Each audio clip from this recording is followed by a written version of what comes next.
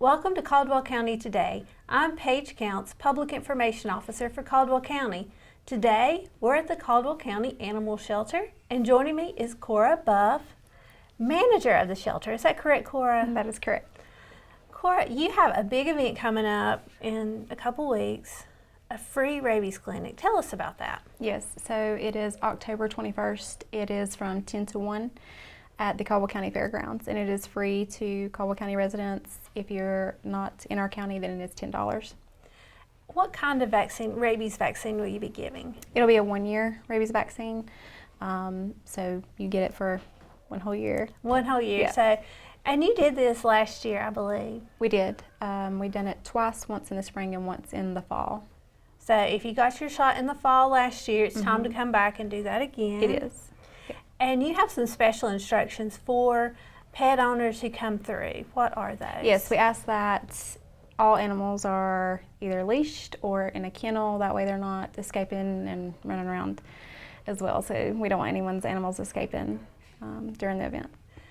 What kind of paperwork do owners have to fill out, or do you have somebody there? What kind of questions should they expect? So we do ask that you bring your ID. That way we can fill out the paperwork for your rabies certificate. So when you pull up, you'll have somebody, you'll hand them your ID, and they'll fill out the paperwork, and then you'll drive forward to get the vaccine. Why is it important that people get their animals vaccinated? To prevent the rabies. It is law that your animal's up to date on its rabies vaccine, but it helps spread, decrease the spread of it, to prevent it, those types of things. So it's very important. For pet owners, how can they best protect their pets from rabies? So obviously the rabies vaccine, but if you do have outside animals, or if you happen to leave food or water outside for animals, be cautious of that, because you're also having wildlife come up and eat and drink from those bowls as well, and it's transferred through saliva. How many rabies cases have we had this year? We've had 5 total, 3 in Granite and 2 in the northern end of the county. What happens when a pet comes in who's been exposed to rabies but has not been vaccinated? If they've potentially been exposed, we do put them on quarantine to watch for signs and symptoms of the rabies as well. But it just depends too if they've ever had a vaccine or not. There's different protocols. Levels. Yeah. What are the benefits of getting your dog or cat a rabies vaccination? So if you get your rabies vaccine and they're up to date, and they do happen to come in contact with an animal, or they are exposed to an animal that could potentially have the rabies, then that animal can stay at home and quarantine at home. If it's not up to date, it would have to come here for the quarantine period to be monitored for the signs and symptoms of rabies.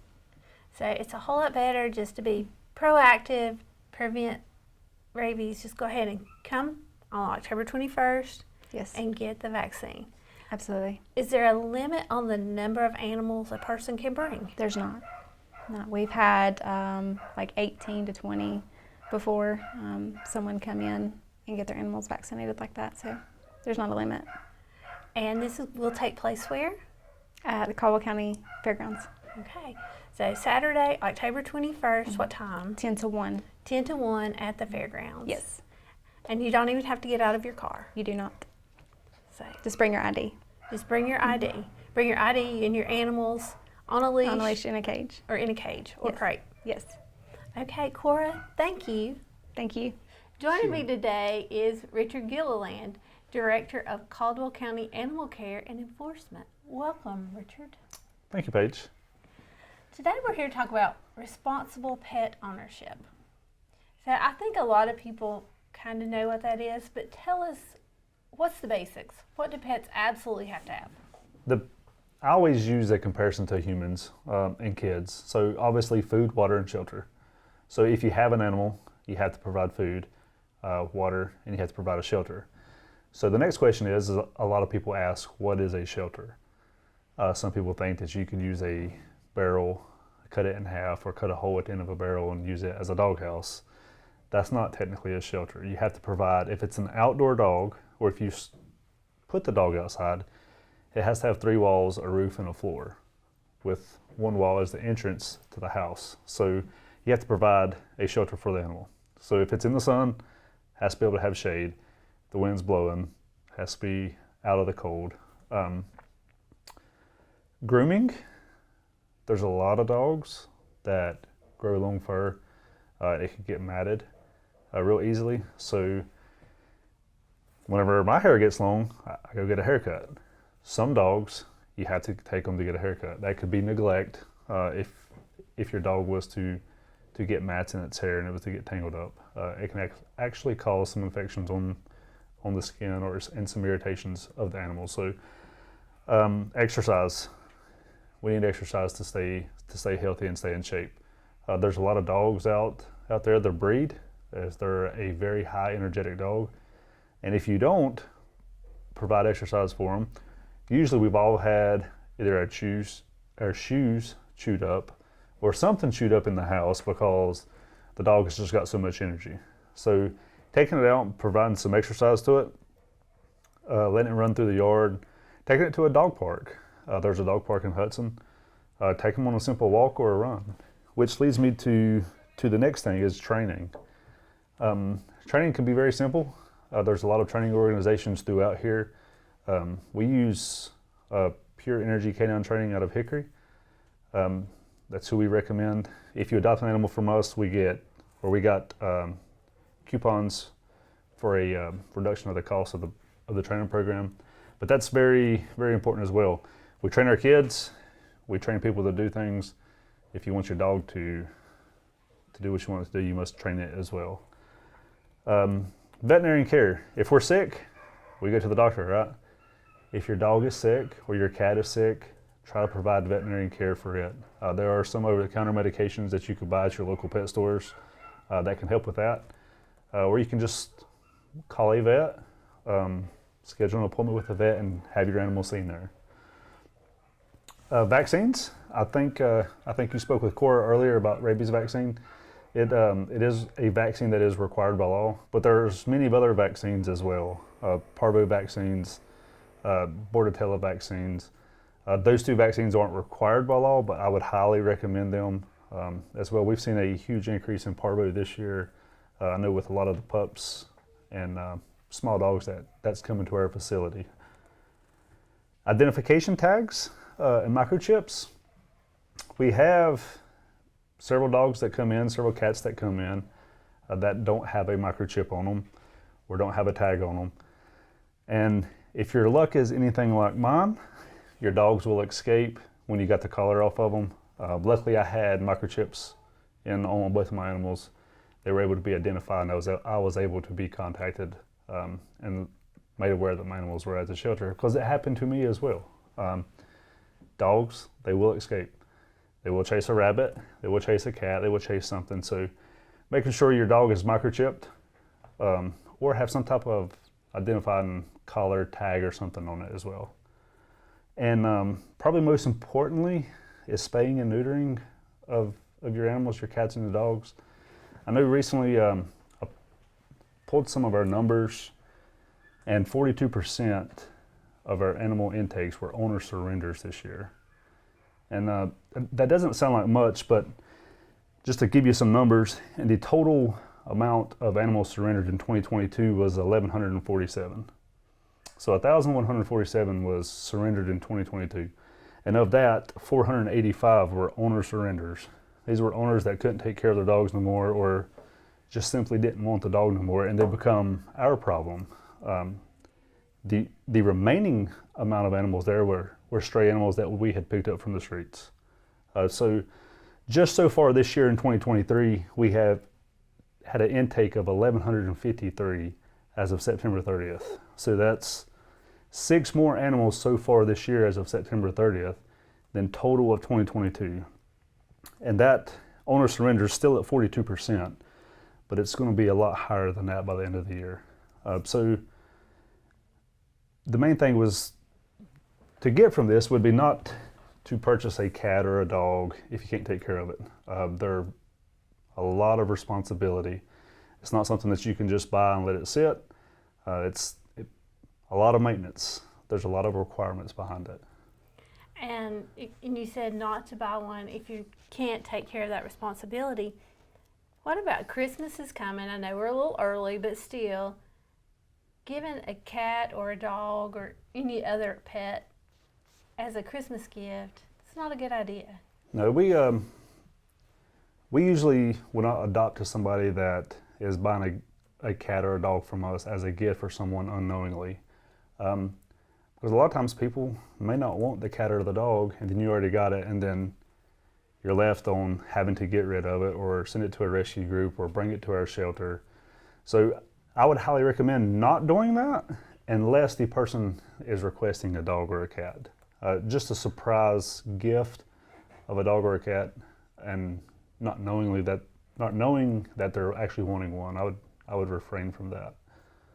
If someone's thinking about a pet, what do you recommend? I always recommend going to the shelter. Going to your local shelter. It doesn't have to be Caldwell County Shelter. There's Catawba County, Burke County, Alexander County, Watauga, and Wilkes that surround us. It would not hurt our feelings at all if you don't come to our shelter.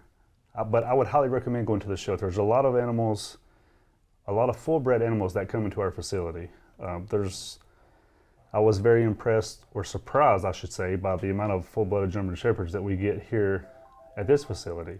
So I would highly recommend shopping there. I've heard it from many, many people in the past that some of my best dogs come from the animal shelter. There are several employees here that will say the same thing and will agree with the same thing. And for us, if you do get an animal from us, there's $75 for cats and dogs.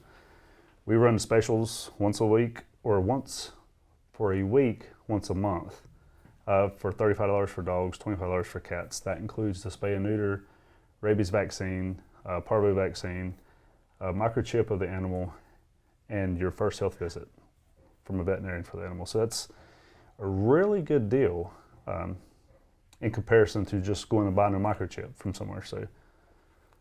And you have in this facility get acquainted rooms. Yes. Talk to me about how that works. So if you come to our facility and you're wanting a dog or a cat, and you kind of want to have some alone time with the dog or the cat, we can take you to a room.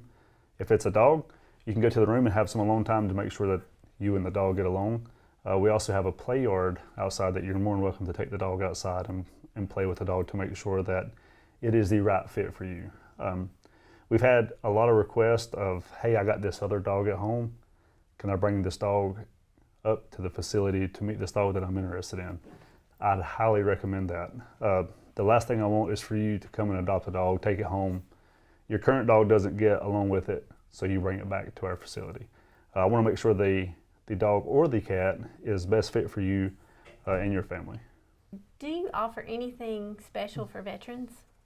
Yes, all times, again, as I mentioned, our adoption fees are $75, but whether or not we're doing a reduced adoption event or not, if you're a military veteran and you have proof of your military ID, the adoption fee is $35. How can people see the animals you currently have available? So we try to maintain Facebook, post them on Facebook, because that's today's time. Social media, everybody's looking on social medias. However, we do get overwhelmed sometimes with work, so we're not able to reply or post as much all the time. But our software that we utilize for our animals is linked to our website. So if you go to our website, you can click on stray animals, adoptable animals. Even if you're missing your pet, we have the pictures on there of our stray animals that we've picked up. Also our adoptable animals, both dogs and cats. The temperatures are dropping. Yes. So for outdoor animals, what needs to be done for their care?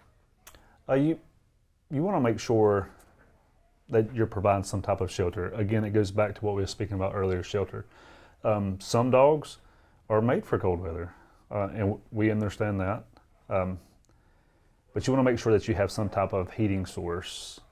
There are several dog houses that are made now that you can buy heaters to put in you could provide blankets, cedar shavings, pine shavings, any type of heating source inside the doghouse will be very beneficial. Water bowls are another thing to think of. When the temperature starts to drop low here in a few months, you'll start seeing frozen water bowls, things of that nature. So again, it kind of goes back to maintaining food and water for your animal. It might be a block of ice, and some people might say, well, it's going to melt and turn into water. But is it currently water at the moment when the dog needs it? It's not. So just be mindful of those things. Another thing that I'm sitting here thinking about is the different breeds of dogs, because you mentioned earlier, every breed has its own traits. May not be personality, but traits. So how can people find the right breed that's for them? You could do a little research on them. It really depends on what you want. If you're wanting a lap dog to stay in the house that is going to be just a lap pet, you may want to look for a smaller dog. If you're wanting a dog that's full of energy to work on a farm per se, you may want to start looking towards some shepherds or some cattle dogs or something of that nature.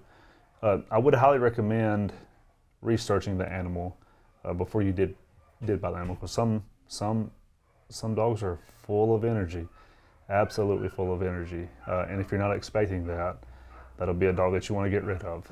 So just be mindful of those things. Take all those things into consideration. It's an investment. It really is an investment, so just be mindful of it. Okay, tell us again where people can see the animals you have available here. You can look on our Facebook, Caldwell County Animal Care and Enforcement. You can like it and follow us. We're always posting stray animals that we pick up, animals that are available for adoption. We try to post at least one dog and one cat a day. That's our goal at a minimum. If you go to caldwellcountync.org, you can click on the Animal Care and Enforcement Department page and start scrolling through, and you can see our animals that are available for adoption and our stray animals that we've recently picked up. Anything we've forgotten to talk about, Richard? I can't think of anything right now at the moment. I think Cora has covered all the rabies vaccine event. I'll just hit back on that again. It's October 21st from 10 to 1 at the Caldwell County Fairgrounds. Free for Caldwell County citizens, $10 for out-of-county citizens. Unlimited amount of pets, as long as they're your dogs or your cats. If you got 5 dogs, bring all 5 dogs. And always check out the Animal Care's Facebook page to see what animals are available, and also to see about adoption events. Yep. Thank you, Richard. Thank you. And thank you for watching Caldwell County Today.